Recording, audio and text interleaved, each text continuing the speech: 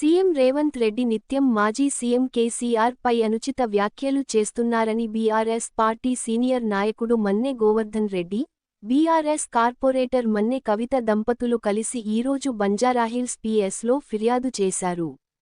CM Revanth Reddy అసభ్యకరంగా వ్యాఖ్యలు చేయడం సరికాదన్నారు.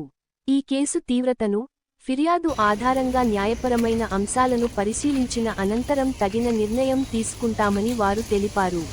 ఈ నెల 18వ తారీఖు నాడు రేవంత్ రెడ్డి గారు కొల్లాపూర్ సభలో మాట్లాడుతూ కేసీఆర్ గారి మీద అనుచిత వ్యాఖ్యలు చేయడం జరిగింది.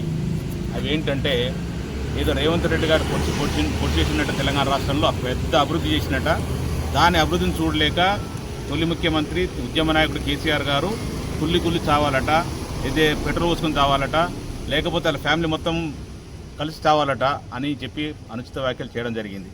మేము ఒకటే రేవంత్ రెడ్డి గారిని సూటిగా ప్రశ్నిస్తున్నాం. రేవంత్ రెడ్డి గారు నిజంగా చిత్తశుద్ధితో మాట్లాడుతున్నావా? నీలాంటి చేతగాని ముఖ్యమంత్రి భారతదేశంలో 28 రాష్ట్రాలు ఏ ముఖ్యమంత్రి కూడా ఇంత దద్దమ్మ ముఖ్యమంత్రి లేడు.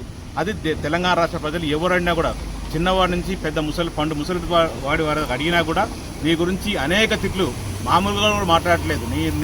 నీ పేరెత్తితేనే చీచి వాడ ముఖ్యమంత్రి అన్న స్థాయికి దిగజారిపోయినావు. నీ ముఖ్యమంత్రి తనానికి నువ్వు నిజంగా కూడా నువ్వు పోయిన సభ ఏంది, నువ్వు మాట్లాడాల్సింది ఏంది, నువ్వు ప్రజలకు ఏం హామీ ఇచ్చినావు, ఆ హామీలు ఎట్లా నిలబెట్టుకోవాలి, ఇంతవరకు దాదాపు 20 నెలల్లో ఏం చేసినావు అది చెప్పకుండా ముఖ్యమంత్రి మీద, తొలి ముఖ్యమంత్రి కేసీఆర్ గారి మీద, ప్రతిపక్ష నాయుడు మీద కేసీఆర్ గారిని ఏడవడం, ప్రతిరోజు సాగు కోరుకోవడం నీకేం అసలు బుద్ధి ఉందా? ముఖ్యమంత్రి రేవంత్ రెడ్డి అసలు బుద్ధి ఉండి మాట్లాడుతున్నావు, మధ్య స్థితితో మాట్లాడుతున్నావు, నిజంగా ఎర్రగడ్డ మెంటల్ హాస్పిటల్ పంపించాలన్నా?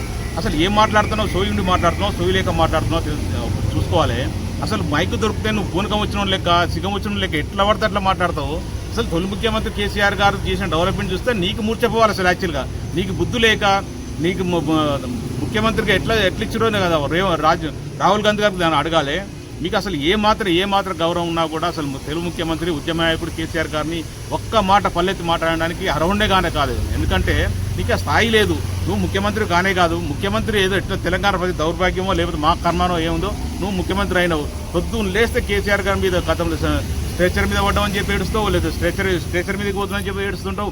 అసలు నువ్వు ఒక మూసీ నదికి పోతే సాగు కోరుకుంటావు రేవంత్ రెడ్డి గారి మీద, కేసీఆర్ గారి మీద. అసలు నువ్వు ఎప్పుడన్నా ఒక మంచి కోరుకున్నావా? అసలు నువ్వు ఎందుకు వచ్చినావు పరిపాలన కొరకు? ఏ హామీలు ఇచ్చి పరిపాలనకు వచ్చినావు? అనేక హామీలు ఇచ్చినావు. అనేక 6 గ్యారెంటీలతో పాటు 420 హామీలు ఇచ్చినావు. వీటి మీద దృష్టి పెట్టకుండా నువ్వు ఇంతవరకు 20 నెలల్లో ఊరికి కాలయాపన చేస్తూ డైవర్సిటీ పొలిటికల్ చేస్తూ నడుపుతున్నావు తప్ప ఏ రోజు తెలంగాణ రాష్ట్రంలోకి ఏం చేసింది చెప్పండి, ఒక్కటే చెప్పండి. నీ అభివృద్ధి ఎక్కడ చూపించండి ఒక్కటి.